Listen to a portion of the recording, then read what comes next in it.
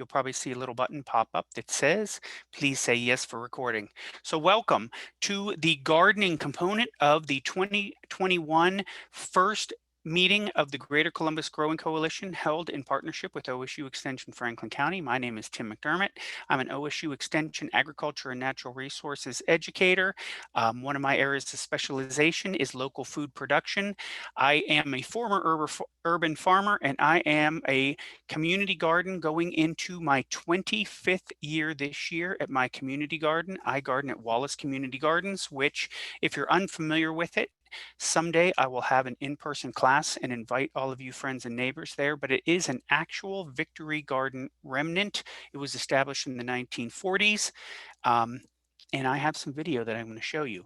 So what we're going to talk about today is a little look back at 2020, but then we're going to talk about a look forward at 2021. The goal for me talking to you today is to get you excited for gardening, which I think is the lowest bar that I could possibly jump over, because everybody here is already probably mostly excited for gardening. It's coming. We are now in the time of year where the days are getting longer.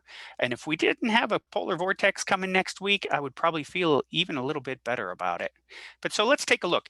Whenever I do my planning going forward, I always have a foot looking backwards as to what worked and what didn't work last year. So whenever I do a garden planning class, I always tell folks, chart what you did. I used to write it down, or I'd tell myself I'd write it down. I always forgot. But what I used to do is try to record what I grew, where I grew it, what worked, what didn't, what varieties I liked, and what varieties I didn't. So here's a little bit of what I'm going to do different this year.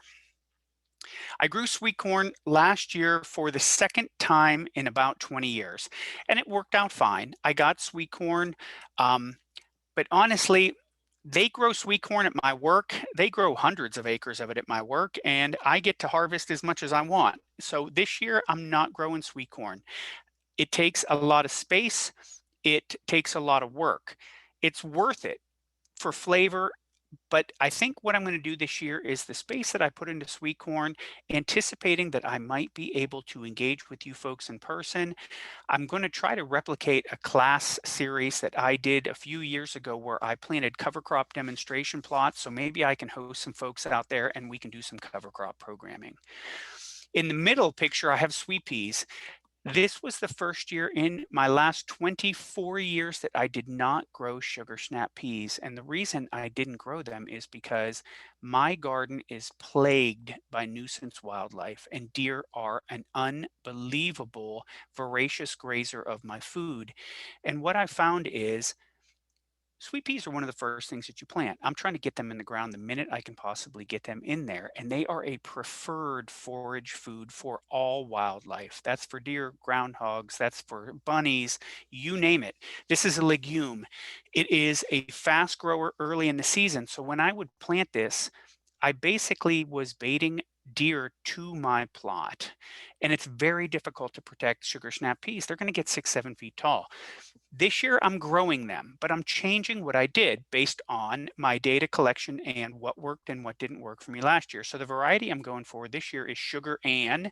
Sugar Ann is a bush edible potted snap pea, and that should make it a little bit easier for me to protect. I can use a rabbit fence, which is 30 inches tall, and I can bird net over it so that I don't have any nuisance wildlife going in there, but I can still get pollination. On the far right are leeks. I love growing leeks. I highly recommend that you grow them. They cost a tremendous amount in the store, but they fit all the boxes I like to check when I grow. Box one is, it costs a ton of money for me to buy it at the store. Box two is, it tastes really, really good. Box three is, it's cheap and easy to grow. Leeks hit all those boxes. The problem that I had last year is I had no leek seed. I was going to order a bundle of leek plants, and then COVID hit, and all of the online sources for leek seed and plants pretty much were vacuumed up. It's an allium. You can't use old seed. That seed is only good for a year. So I had a crop failure from failing to plan. This year I have my leek seed. I'm going to start them fairly soon. They are a long time maturer, and so um, they're back on the list for 2021, and I'm really excited about it. And then on the bottom middle, I have some season extended plantings. We're going to talk about weather here in a few minutes, but I plan on taking advantage of the weather prediction, assuming that the weather prediction comes true. So first things first, gang. I know that Melissa has a bunch of seed to share, and that is one of the benefits of joining GCGC is the seed swaps and the plant drops. But if you have a favorite and something that you can't live without, run to the internet or to a store to get it, because we are already seeing some overstock issues. We're seeing some times where things that were desired are gone. I try to get lunchbox peppers from Johnny's, and they're sold out already, and that's a bummer because that's one of my favorite things. So if you have a favorite, you have a favorite variety you like to buy from a certain company, I would try to place your order as fast as you can. Depending on what you're looking for, it may or may not be sold out. I do think that we're going to see a similar run on product this year like we saw last year, maybe not necessarily as rapid into that level, because I think a lot of the different companies have seen that that is something that they need to deal with. But like I said, don't delay, get out there, find your stuff, and buy your stuff so that you have what you want to make your 2021 garden where it needs to be. All right, let's talk about the weather, because as farmers, weather is mission critical to what we do and when we do it. So this is from only about a little over a week ago. This is NOAA's 3-month outlook, temperature and precipitation probabilities. These are odds, and this has been fairly consistent for the last several months. On the left, that is temperature. On the right, that is precipitation. And they have fairly reliably stated that all the way through, this is all the way through April, February, March, and April, they anticipate that as a whole in the season, it's going to be warmer than normal. And as a whole in the season, there's going to be a greater percentage of higher precipitation. A lot of this is fueled by La Nina. But what we're finding on sort of the boots on the ground is that is not exactly what we're seeing. So on the right, there's a screen capture. And in fact, it's actually a little bit worse than that when I look at it. What we have coming next week is a flat out polar vortex. So make sure that you protect your pipes. If you have anything out under row cover, I'm going to check my plantings that I have under row cover. We just had that heavy snow, and that was a heavy wet snow. So you might find that anything that you have under cover might be a little droopy right now. I noticed that mine is. I need to make sure that I tent my row cover so that it is off the leaves, because this polar vortex is not really a snowy one. This is going to freeze any precipitation that's in the air. Any place that that row cover comes in contact with your plants is going to be a way for the temperature to rapidly move from the outside into the inside. So I am going to be heading to, I have at my backyard in my container garden, I have some row covered stuff, and at my work at the Franklin County Extension Building, I have some stuff under season extension. I'm going to make sure that tomorrow, maybe Saturday, when we have a little bit of a warm up, I don't like to mess with it early in the morning when it's frozen solid, but by the afternoon, generally I have the ability to work it. I probably won't pop the top. I'm simply going to tension it so that I know that the row cover is off the plants and it's not sagging down on it as a result of the heavy wet snow that we just had and still kind of have. When I look over at the left side, one of the things that I was planning on doing based on that predictive model was I was going to take some plastic and do almost like a little pop-up greenhouse over one of my raised beds, trying to get that soil temperature raised, because I'm hopeful of getting some seedlings put out around March 1st under pre-warmed soil. You have to pre-warm it. When you look at right here in the middle and we look at the soil temperatures, and this is taken at the Columbus station just a few days ago, and this is before the polar vortex, we're seeing that the soil is just a little bit above freezing, and that is not conducive to any kind of germination or really great seedling growth. But if I can get some plastic on it and maybe bring that up into say 42, 43, 44, 50-degree soil temperatures, which you kind of can, believe it or not, you'd be surprised on a sunny day what that soil will gradually warm to. My hope would be that I'm going to be able to do some planting into that. And then I have this down here because last year was a pretty good year for growing, but last year was a very unusual year. So we go all the way back to 2019 in the olden days. And if you guys remember, spring was a wet spring back then, but it was a warm spring. April 2nd was our last frost in central Ohio. If you remember last year's spring, right when we got home from COVID and we were sent home to social distance from work, honestly, April and May were cold. I mean, they were 45, 48. These were not normal spring weather days. And in fact, we had our last frost here at my house and in my garden May 12th, and that wasn't a one-off. That wasn't like one night where it dropped to a frost.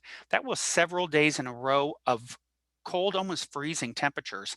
And in my community garden, you know, a lot of folks had purchased their stuff and had planted tomatoes and basil and pepper and eggplant in the ground at that point. And I saw several growers that had to replant at least once, if not twice, because of how cold May was. So keep an eye on the weather. I know you all do. We are farmers and the weather drives what we do. Next week is a setback in terms of my plans. I had actually had some hopes to get something in the ground, but we're not really going to come out of that until after Valentine's Day. But I'm going to be keeping my eye on it because I want to pivot pretty quickly. So I'm going to jump into the chat right now. And are you planning, Aaron asks, are you planning leek seed or seedlings? What's the latest for direct sow leeks? I don't direct sow leeks, but you could. Honestly, you could direct sow leeks probably in March, depending on the weather, and they would mature fine. I like to get my leeks to the biggest that I can, so I will sow mine probably in about a week or two. Keep in mind, like all of the onion family, when you plant seeds of alliums, they are 2-3 week germinators. They sit there and do nothing for a while. So when I say I'm planting mine February 15th, I actually won't have germination and emergence until March. And then I'm going to try to get them out around April 1st. And I will plant seedlings that I start from seed. And just to jump over Tamara's, but I'll come back to it. Does the soil temp need to stay up above 40-ish once seedlings are planted? Ideally, yes, because keep in mind that soil temperatures move much slower than air temperatures. So if your soil temperature gets down to 30 or something like now, that means your air temperatures were brutally cold because air temp moves fast, soil temp moves slow. And Tamara asks, I was wondering how to keep mold off my dahlias and what type of fertilizer do I need to use? Unfortunately, Tamara, a lot of that is really mold driven. It can be humidity driven and as well as air circulation driven. So make sure that they have decent air circulation around them. And fertilizer usage is generally going to be guided by a soil test. And I'm not sure that I have anything about soil tests, but that's great that you brought that up. I want to address soil tests right now. Normally at the Franklin County Extension Office, we would be open and you could come in and purchase soil tests from us, but we are not open right now. We will open soon by appointment is my hope, but if you're having trouble getting soil tests, I am going to put, I don't even have a chat. Oh, there's a chat box. I'm going to put in the chat the company that I like to use, and actually I like it more than the one that we use. And when I was in Hocking County, this is the company I used, and that's Spectrum Analytic. If you put Spectrum Analytic into a Google search, you'll come up with that. It's an Ohio company. They're down in Courthouse. They charge almost the exact same amount of money that we charge at my office. Don't say to anybody that I told you that, even though I know I'm recording this. The reason I like Spectrum better than the kits that we use is Spectrum gives all the same information, plus it actually does give you the organic matter percentage in your soil test, and that's important to me. So Melissa was asking beforehand, how is your spinach doing? If you are growing any stuff under cover right now, I want you to throw that in the chat box so I can read about your stories. I am going to show you a video that I took about 10 days or so ago of what I have going on at my building under row cover and plastic. I'm doing a comparison study of them. So I sowed spinach and kale back in October, plus I put in a 6-pack of lettuce, some salanovas, and a 6-pack of bok choy that I had. I had started them to put them out in my container garden, but my container garden was full. So I took them to work and I stuck them in the ground. And I showed you, and I'm going to scroll back, but the spinach side's doing pretty good. That is the spinach side right there. This was taken on January 21st. I forgot to bring scissors in a bowl when I took this picture, but I went back this weekend. We had a really nice day this weekend where it was about 37 degrees. You have to wait until it completely warms up. This was when I went back to do a harvest, it was closer to about 2 in the afternoon. I should have taken some bok choy and some lettuce. Spinach is just crazy hardy in cold temperatures. You can see that the kale's on the other side of this. Right down the middle of the row, I had that bok choy and that lettuce. I'm less optimistic that those crops are going to make it through the polar vortex. I feel pretty good about my chances for the spinach and the kale. I will say this is double frost blanket. But when I go back to this picture right at the beginning, if you were to see this now, can you see how it's a little bit droopy on the side? That's pushed inward because of the snow. So what I need to do is I need to basically kind of tension this a little bit so that I know that my row cover is held off of the crops. And then the kale pretty much as bulletproof as the spinach in terms of cold weather. So I don't have a lot of worries, except for maybe these ones that are really close to the edge if I don't get this cover pulled off it. But we'll have to see what happens with the bok choy and the lettuce. I feel a little bit better about the bok choy. I'm a little bit concerned about the lettuce, and by a little bit, I'm pretty darn concerned about them. Cold is one thing, but polar vortexes of super cold are another. There's not going to be a window to pop the top on any of your row covered season extension things, whether it's plastic or no matter what you use, for quite a bit of time once we get deep into this week. So pick your spots if you want to get a harvest. But what I would recommend you do is if you have some growing right now going in a season extended system, do a little maintenance on that system to know that it is rigid and structurally secure and it's off your plants before we go into the polar vortex.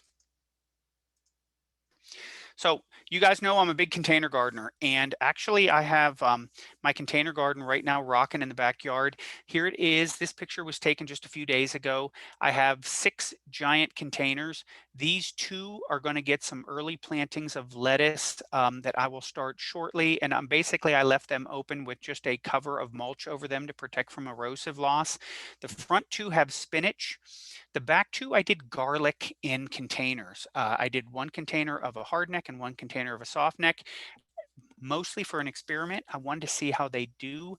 As a lot of you know, I community garden as the bulk of my growing because the vast majority of my light in my yard, there's only a tiny bit of it and it's on my driveway.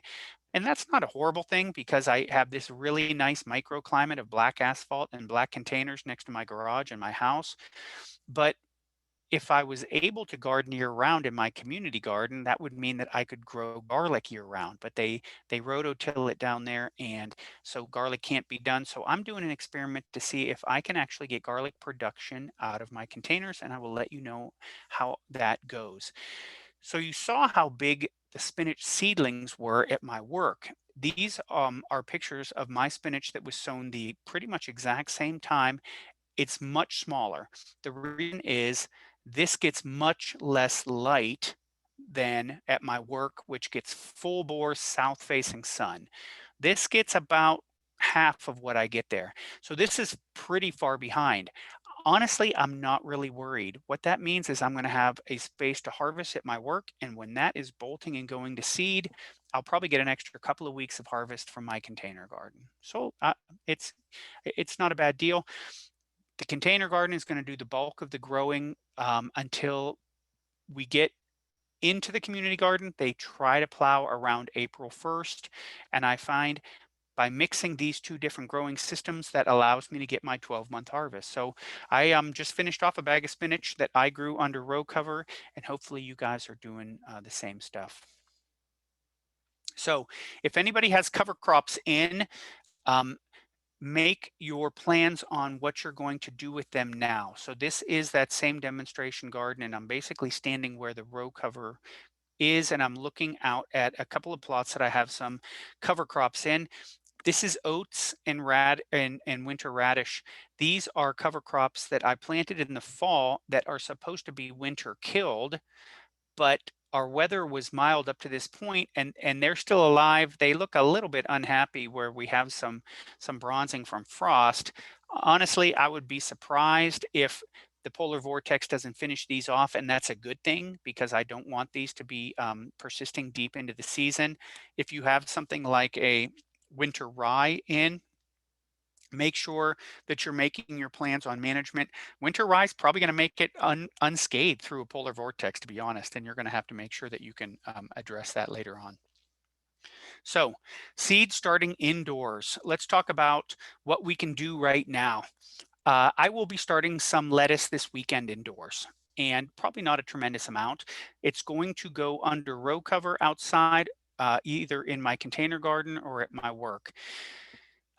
I treat spinach and arugula pretty much similarly to lettuce. I grow it like a head as a transplant right now. I'm not going to do a ton, but if I start lettuce right now, say this weekend, germination in a few days, I will have transplants ready to go in early March. If I've pre-warmed a space for them under row cover, that means I'm harvesting heads of lettuce in mid to late March. If I put 2 6-packs in there, that gamble, which is not a lot of money, not a lot of time, and it gives me something fun to do inside, is going to potentially pay off. The majority of my brassicas are going to get started here shortly. The bok choy, the cauliflower, Brussels sprouts, cabbage, broccoli, things like that. The reason is if I start those in mid-February, their timing is they're going to germinate pretty quickly. You guys all know that those are going to germinate 3, 4, 5 days.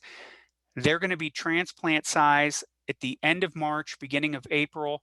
That's generally the perfect time to get them in the garden outside. And so if you like to grow those brassicas and you want to start your own via seed starting under lighting, that is your time window. We're in that time window right now.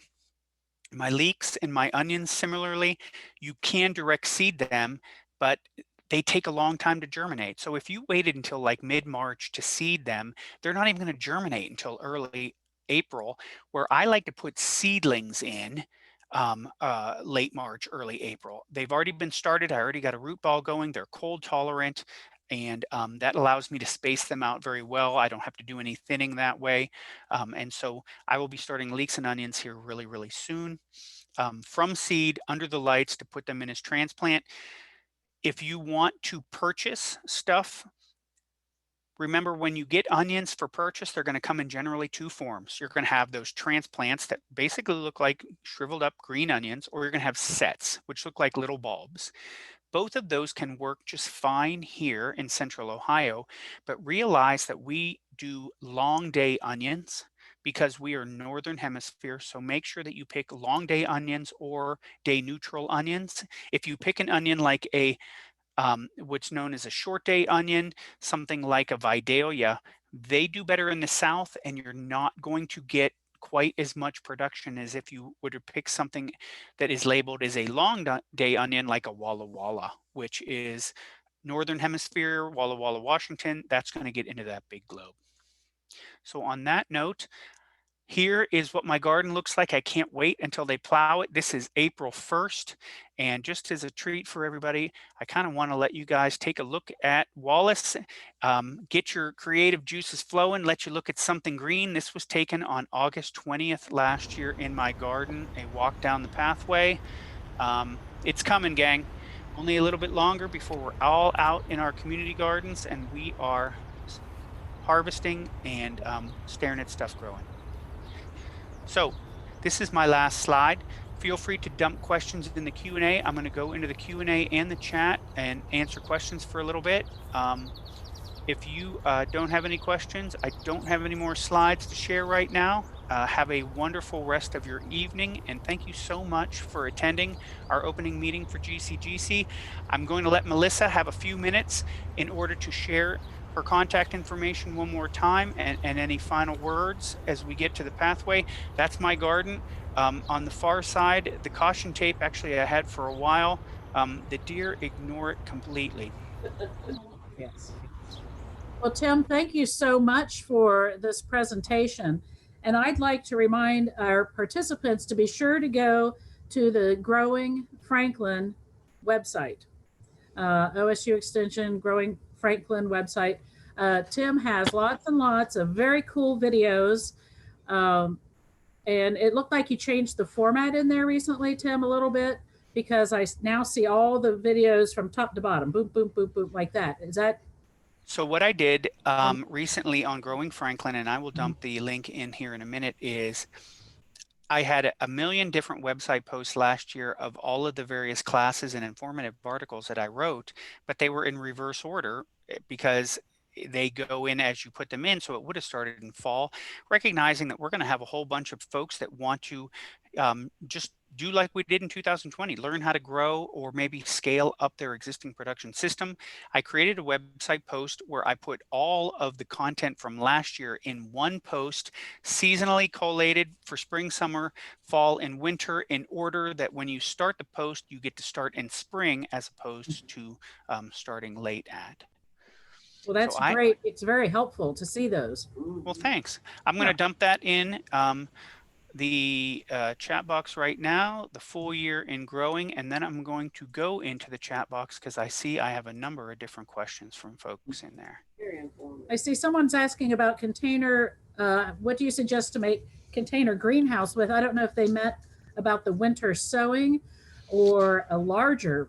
Yeah, system. So Talia, what I do is I don't necessarily make a container greenhouse. What I use is season extension row cover fabric, and that white fabric that you saw covering up in the videos and in the photographs that I showed you is a spun bonded fabric that is a product for the nursery and landscape industry. And what it is it is a porous fabric. So it allows sunlight through, it allows moisture through, it allows oxygen through, and it comes in different weights.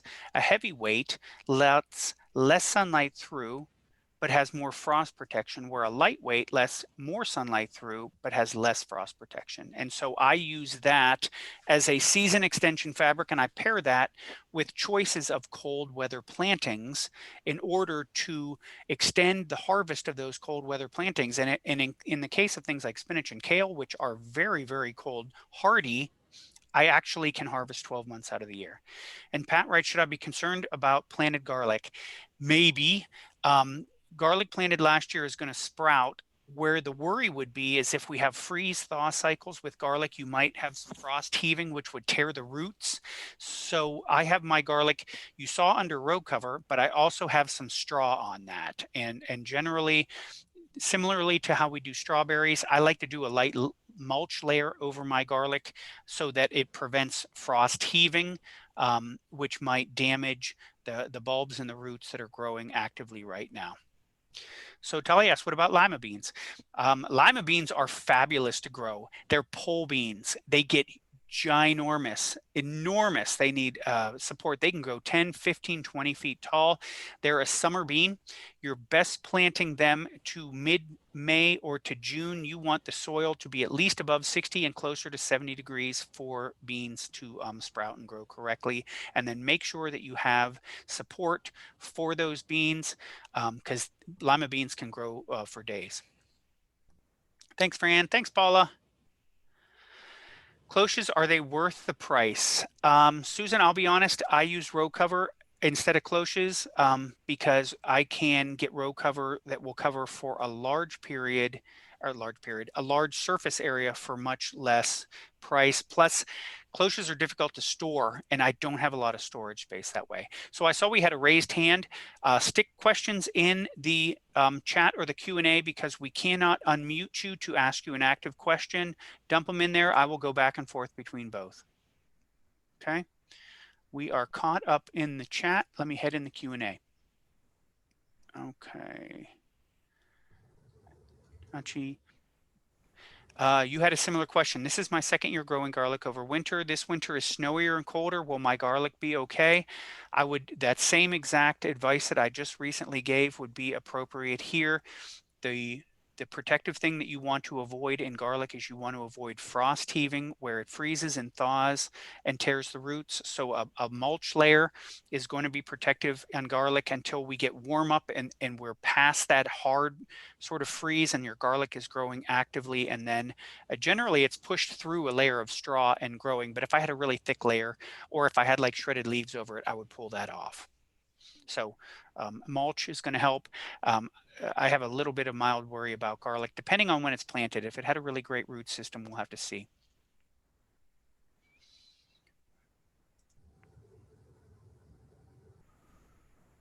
All right, it says we have 4 open questions and we've answered 6. I don't see any open questions right now in the Q&A. And I'm going to look in the chat. I think we are in great shape.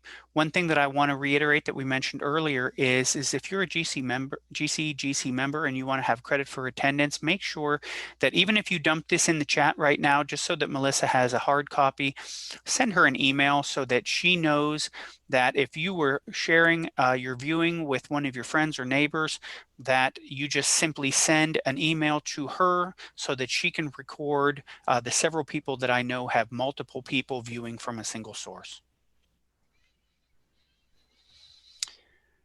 Talia, so the email list, if you want to get on the GC email list, you would send an email to Melissa and she will have, okay, there's your email. Melissa, maybe you can put her on that. Susan asks, suggestions for what to do with excess seeds. I would think about bringing them to a GC meeting and maybe doing a seed swap with members once we can get in place, because if there's, we always start with lots of seeds, but we always end with not so many lots of seeds, especially with things that are really popular. So if you have some excess seeds, a seed swap is a great idea to bring what you have and maybe trade with somebody that has other seeds that you may want once we're able to safely do these meetings in person. Cucumbers.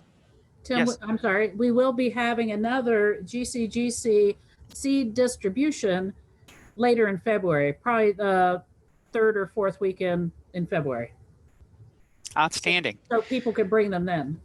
Hey, Charlie, I can't wait to get over to HYG. In fact, you need to reach out to me. We need to do a class just like this one to pump up Highland Youth Garden, one of my absolute favorite places in all of Central Ohio. So Suzanne asks, cucumbers, when should I plant? Cucumbers are a summer cucurbit crop, sort of similar to that zucchini.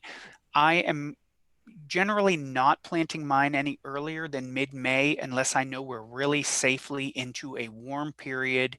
But you need that soil to warm up to that 60 to 70 degrees, similar to most of those direct seeded summer plantings like a green bean or a zucchini or something like that. So you're probably looking at mid-May. It might be a week earlier, 2 weeks earlier, it might be a week later or 2 weeks later.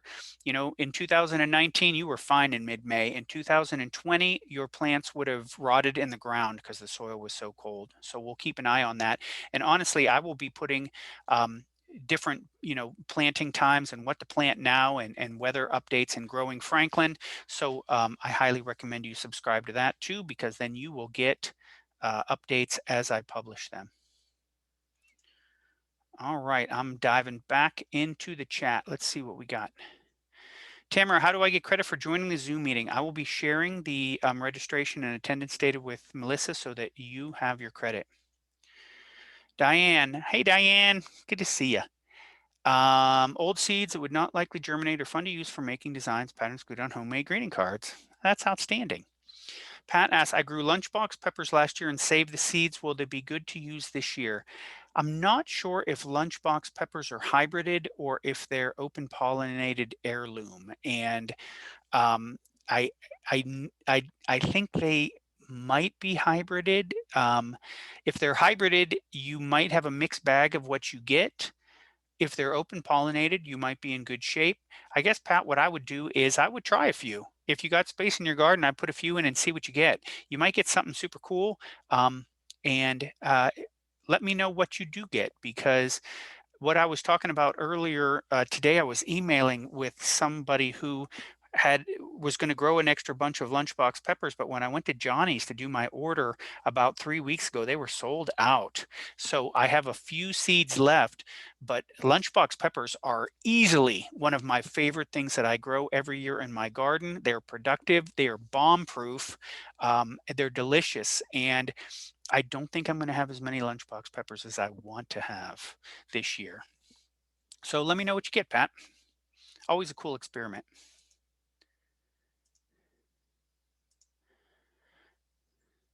Tamara, how do I get rid of morning glory? Oh, Nelly, I have a lot of morning glory in mine. It's a very difficult weed to get rid of, even though it's an annual. The reason is you can't really mow it away because it will ramble on the ground. And even if you do a weed smother and cover crop, it can vine up that cover crop and it can find the sun.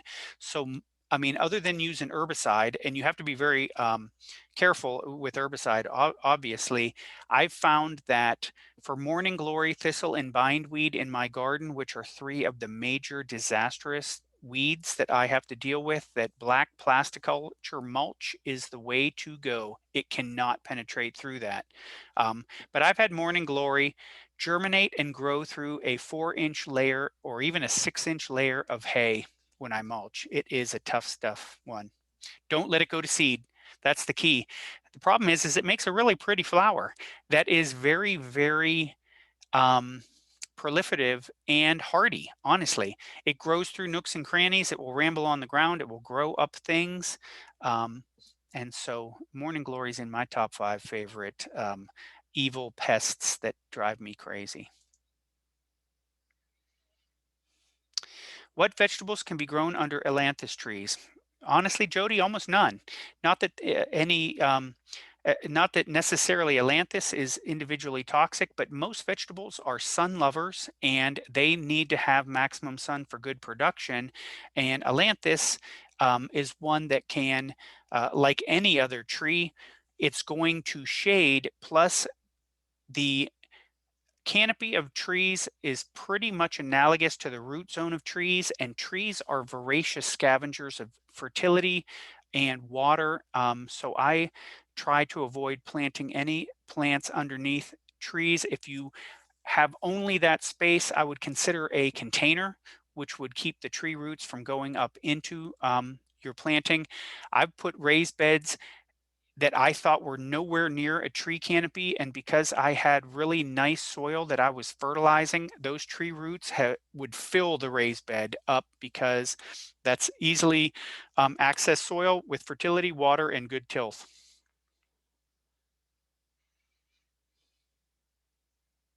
You guys are doing great questions. I knew it. I knew we were going to have good questions at the first GCGC meeting of the year. Let me get back into chat.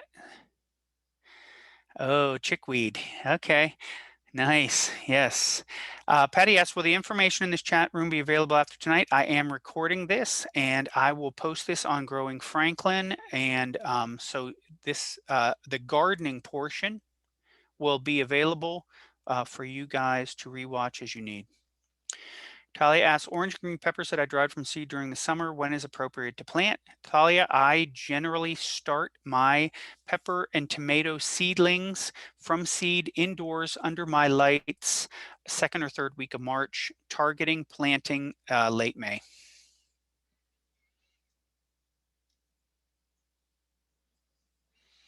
All right, we're at 7:55 and I want to be respectful of everybody's time so that we can all get a wonderful night of sleep. So if you have one last question or so, dump that in the chat and dump that in the Q&A. And other than that, what I'm going to do is I am going to check both of those, make sure that we're in good shape with both of those. Thank you, Melissa. Thank you so much for hosting. The hostess with the mostest. And everybody take a look at GCGC. They're a wonderful partner organization, and they do a lot of good work in Central Ohio, and they are great places to network and socially engage, as well as seed swaps and plant drops.